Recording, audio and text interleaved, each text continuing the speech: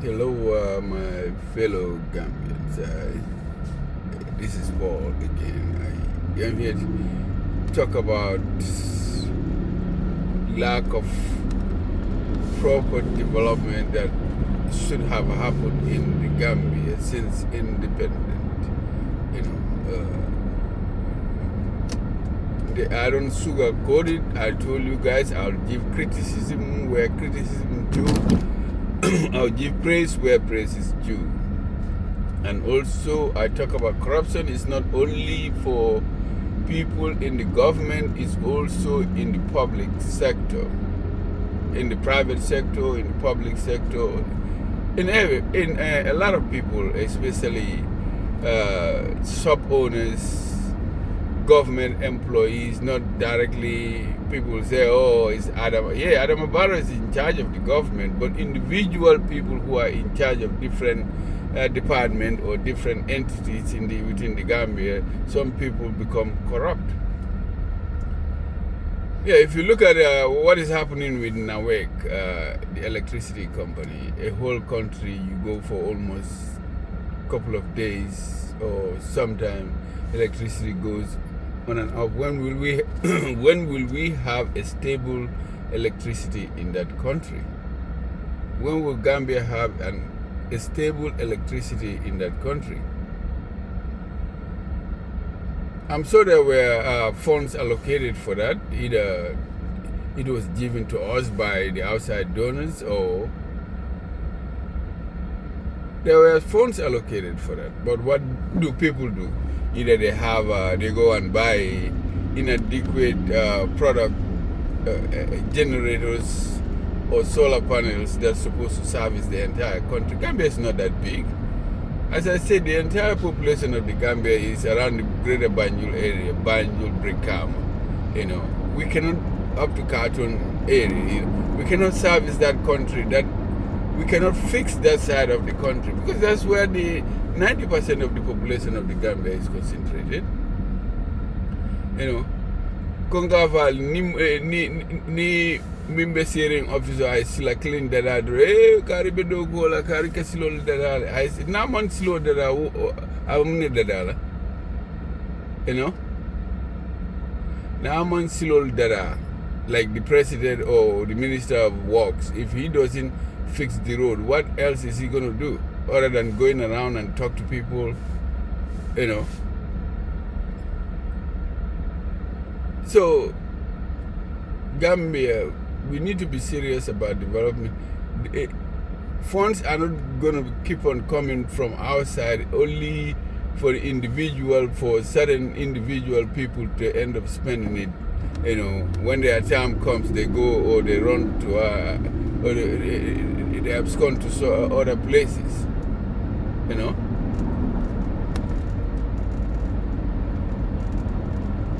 Since independence, let's be serious. Since independence, Jawara was there for how many years? I don't know, maybe 20, 30 years.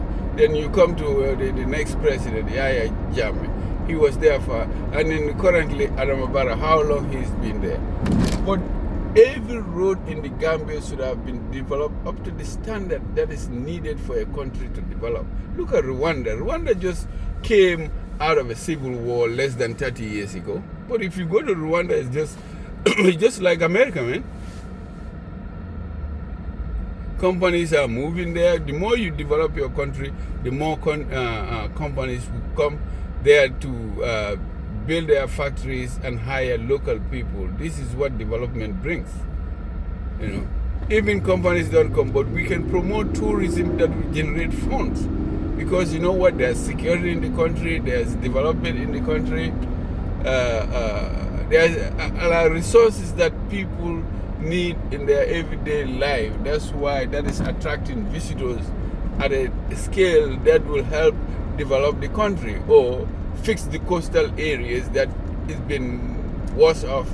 The coastal area is worsening out since, you know, what people do, they take rocks and just patch it on top of the sand, thinking that that's going to stay there, you know.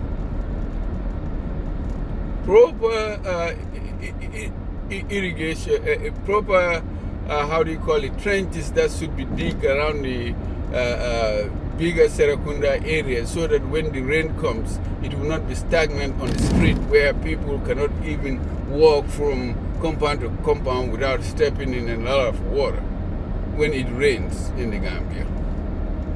You look at some of the street, I look at some of these YouTubers, you look at some of the street, there's stagnant water standing up to you. Can, if you walk there, to come up to around your knees when it rains. You know? When they build roads, they don't cater where the water should flow. You know? They don't, that's why I say we need to create storm water runoff, let's say in a neighborhood, when those roads are fixed.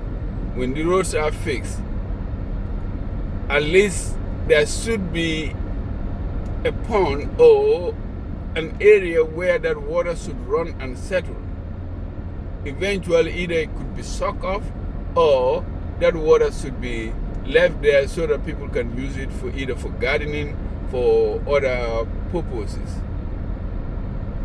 You know, we need to control our environment in that little country. People, you dig toilets anyhow you want so that you can use it, but that toilet, the water is seeping on the ground. When you drink it, it becomes infectious. You know, I said this applies to everybody. We need to, especially those who are enforcing laws, to come up with standard regulatory system that will prevent runoff water, sewage water seeping on the ground. Because certain areas where people are living is the water table is not that far. So, but if you dig a toilet and there's no proper sealing of the seaway, it's going to seep on the ground, and that water is going to be sucked by these borehole people and stuff, and you're drinking that water. It's not like, people who are living in the villages, whether the water table is very, very, very deep, you know, but around the Serakunda area, the water table is not that deep, you know, because especially around Bakoti area or London Corner, you know, around that stream, you know, that stream where the water runs, nobody should live around that, especially very close to the trenches that run from, you know, around that London Corner, Katab, Bakori, for Waita, for, you know, Malfata, Kolo, Liliba, Jita, Fenko. That one should be fixed. Good. All right. Thanks.